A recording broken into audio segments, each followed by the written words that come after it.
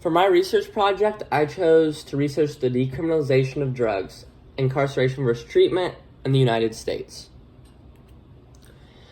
So for my research project, I was interested in why prisons, especially those in the U.S., were overcrowded and why there was a disproportionate amount of ethnic minorities. And I found out that many people were in prison for nonviolent drug crimes, and many of those people needed treatment for their addiction instead of jail time. This led me to my research question. Is the decriminalization of drugs a viable solution to high rates of incarceration and addiction? Treatment versus jail time. Which in turn led me to my thesis, which is the decriminalization of drugs is in fact a viable solution to overcrowded prisons and addiction. In many places where drugs have been decriminalized, such as Portugal, they will seek treatment for those who are caught with them, which leads to less repeat offenders and less overcrowded prisons, which also saves money. The U.S. imprisons the greatest amount of people per capita, more than any other nation, at an astounding rate of 698 residents per 100,000 residents. According to the National Library of Medicine, an estimated 1/2 of all prisoners, including some sentenced for other than drug offenses, meet the criteria for diagnosis of drug abuse or dependence, which means that people in there on unrelated charges unrelated to drugs are still daily users, or not necessarily daily, but addicted to drugs or have a dependence to them, which might have led to those crimes. And 1/5 of all prisoners in the U.S. are in on drug-related charges. Here's some more context for you. This bar at the top is the United States rate of incarceration. You can see it's almost 3 times as long as the one right below, which is Australia, and this just shows how disproportional the U.S.'s incarceration rate is.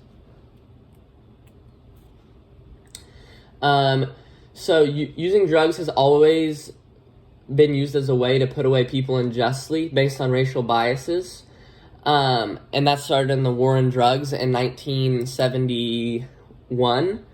An example of this is the disparity of the sentencing of crack cocaine compared to powder cocaine, 100-1.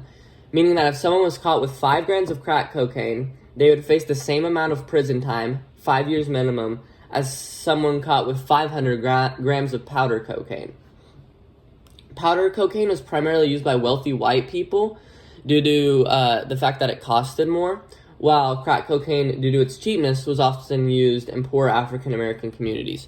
And you can see down here is a graph that shows the disparity, 500 grams, and then down here is just 5 grams, how they're equal in the amount of sentencing. And here's the circle of incarcerated addicts, convicted and sentenced to jail. They serve time. 3, they get on parole. They have difficulty adjusting back to society. 5, they use their drugs again to cope with the difficulties, and then they get caught and sent back to jail, and the cycle continues unless they get treatment.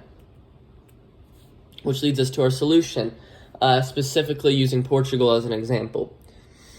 Some countries, such as Portugal, have decriminalized drugs, and they were the very first country to do so. And the effects are astounding. Nina Bajikal of the Time magazine states that there are lessons to be learned from the approach of treating drug addiction as a medical issue rather than a criminal problem. Whenever someone is caught with drugs in Portugal, they are sent and this is as long as they aren't dealers. They are usually sent to a local commission in which they will find a doctor, lawyer, and social worker. And since decriminalizing drugs, Portugal has had a decline in overall drug use in residents between 15 and 24 years of age, which are usually the ages in danger of trying drugs for the first time. They have had a plummet in the number of drug-induced deaths, had a drop in drug law violations from 44% to 24%, and had a drop in drug-induced deaths to 5 times lower than the rest of Europe. These facts show the benefits of sending people to help rather than prisons, help in the form of treatment. This is the solution continued. As you can see in the data shown previously, many benefits can be found in decriminalizing drugs. Although many people believe this act would enable drug users, it in fact is a greater catalyst for ending addiction than prison time, due to the fact that treatment for an addiction seeks to permanently end the problem, whereas prison is a temporary fix. Also, the decriminalization of drugs refers to the possession, not distribution, making it hard for anyone to sell larger quantities of them. So it's not encouraging the selling of these illicit narcotics, especially those that are harmful for people. It's more just trying to help those people who have been addicted to them. Challenges to this issue are, although the evidence seems to lean towards decriminalization being beneficial, many people and business entities oppose it due to the fact that many people think it would enable drug users, making it more difficult to achieve. Also, many private prisons economically benefit from mass incarceration, according to the American Civil Liberties Union. So they most likely oppose it, as each new prisoner brings in more revenue. Solution to the challenge is Oregon. On Election Day 2020, Oregon as an example. On Election Day 2020, Oregon residents voted to decriminalize all drugs and set aside money made off marijuana tax revenue to fund treatment. This shows us that despite the challenges faced in decriminalization, we as voters have the power to decide on what we think is right.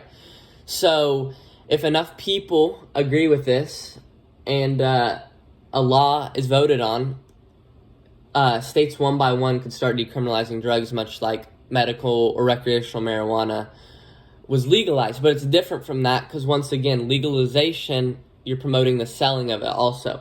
This is just trying to stop people from being able to sell it because it's discouraging dealers and ending people's addiction. So it's nipping the problem in the bud. And here's my annotated bibliography. You can see the sources I used. And I hope that this presentation gave you something to think about and consider if this possibility for voting on this arises in the future. Thank you.